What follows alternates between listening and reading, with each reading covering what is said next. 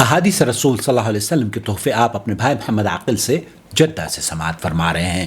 حضرت ابو ہریرہ سے روایت ہے کہ رسول اکرم صلی اللہ علیہ وسلم نے قیامت کے دن اللہ عز و جل یہ فرمائیں گے، اے ابن آدم، میں بیمار ہوا، تو نے میری عیادت نہیں کی؟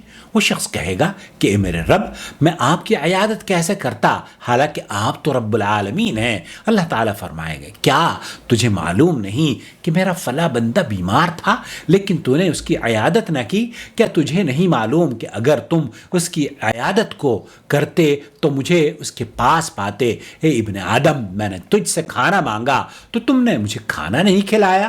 وہ شخص کہے گا، اے میرے رب، آپ کو کیسے کھانا کھلاتا، حالانکہ آپ تو رب العالمین ہیں۔ اللہ عز و جل ارشاد فرمائے گا، کیا تمہیں معلوم نہیں کہ میرے فلاں بندے نے تم سے کھانا مانگا لیکن تم نے اسے کھانا نہیں کھلایا؟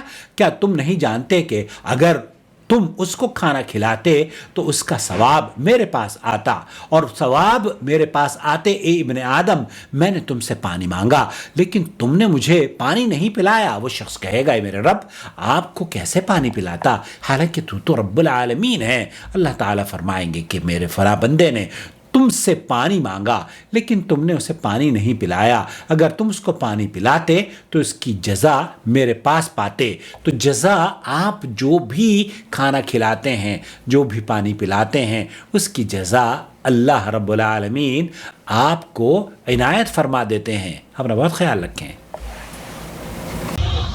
شهر رمضان الذي أنزل فيه القرآن